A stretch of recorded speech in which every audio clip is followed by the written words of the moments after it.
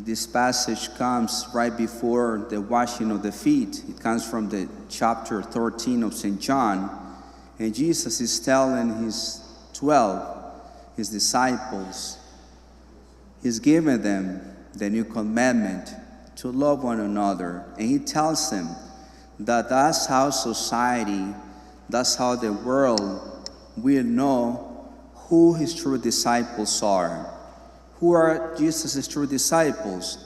Those who are able to imitate his love, the love that he manifested to all of us, especially by dying on the cross, by sacrificing himself completely to die on the cross for each one of us. In this gospel, Jesus tells us to love one another, to love as he loved us first.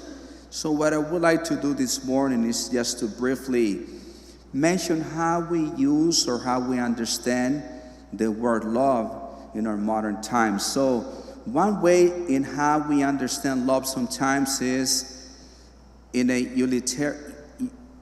utilitarian love. Utilitarian love is when we love that person because the person is useful to us. We want something from the person, but we don't really want the person. That is a selfish way of understanding love. In other words, it goes something like this. I will do a favor to you, but then you have to do something to me in return. There's always an expectation in a way to create like a debt. I will do something to you, but then you have to do something to me in return. And in a way, that's a very selfish way of understanding love. That is a way of how we understand love. The second kind of love, the second kind of love is romantic love. Romantic love is the kind of affection we have for somebody because of the pleasure the other person gives us. It is called by experts of the human mind infatuation. Where do we see this? We see this especially among teenagers. Haven't you heard like a teenager, not all of them, but sometimes they meet somebody and a week later they're mad in love. They're so in love that they cannot stop thinking about the boy or the girl, and all they do is to think about the person that they met, and all they want to do is spend time texting, talking on the phone, because they are infatuated. But again, experts of the human mind tells us that this only lasts 6 months or a year. Those of you who have been married for a while, you know that love is different. That can be true in the first stage, but as you mature in love, you know that it requires sacrifices. It requires dying to yourself so that the other one may be happy, right? That's how we understand in our modern times love in a romantic way. The third kind of love is humanitarian. That is love for humanity in a very generic way. Don't we hear all the time how celebrities, people of fame say, I love humanity, but in a very generic way. They're not really able to be concrete. The people next to them, close to them, concrete people, because let us face it, it is not easy to love the people around us. It requires, again, to imitate Jesus' way of loving. Humanitarian love can be something like what celebrities do sometimes. You know, sometimes they may make a wrong comment in an interview and they're attacked by the social media, and then they want to fix their reputation. So what they do is they give, a donation, a great sum of money to a charitable organization, and they want the cameras to follow them wherever they go because they want to fix their reputation. That is, in a way, humanitarian love. Now, when we hear the word love in the gospel, is very different, because the kind of love that we hear in the gospel is that which tries to love expecting nothing in return. There's your freedom. We love because that is our calling. We know we love because that is what Jesus invites us to do. Expecting nothing in return, nor reward, but because we do it because, again, we want to make the invisible of the love of God the Father. We want to make it visible in this life. At the end of the Gospels in Matthew chapter 25, it's a long passage. We are told about what is going to happen at the end of history. We are going to be judged on the corporal works of mercy, feeding the hungry,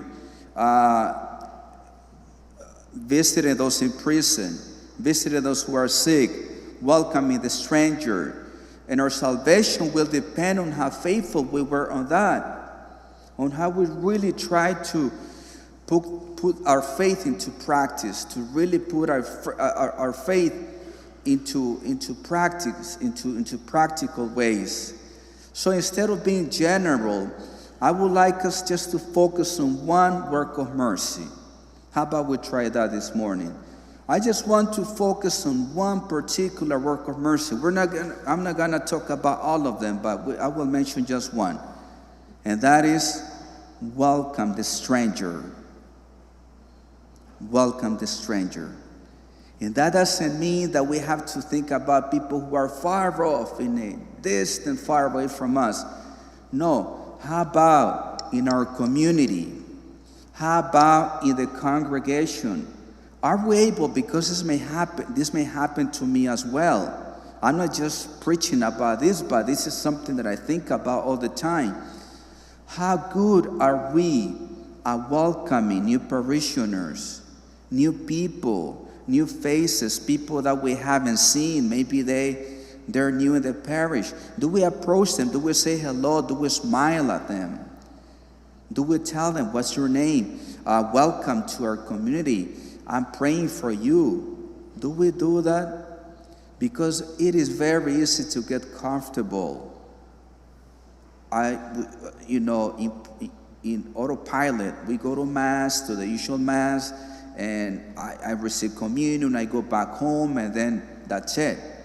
But the gospel really challenges us to come out of our comfort zone so that we can be hospitable, so that we can welcome the people.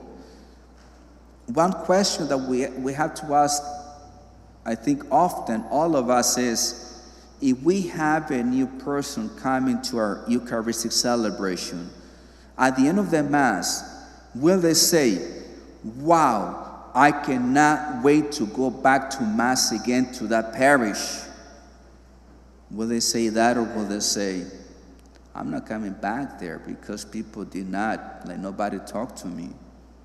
And that's the gospel right there. In a very concrete way. Little things, simple things that make a huge difference when we do them with love. So, as I said early this morning at the 7:30 Mass, when we exchange the sign of peace, look around to see if you see somebody new. And at the end of the Mass, if you see a new face, say hello to that person. Smile to that person. Mother Teresa said, and I will conclude with this. Mother Teresa said that charity begins with a smile. And we all have bad days. Maybe not everything is going well in your life. Maybe there's things, suffering that we have to deal with. But you know what? It is an act of the will where we can choose to smile and say, hello, how are you? I'll be praying for you. And that's how we do it. Again, in concrete little ways. Because again, remember, we will be judged on that, on how well we were able to welcome the stranger.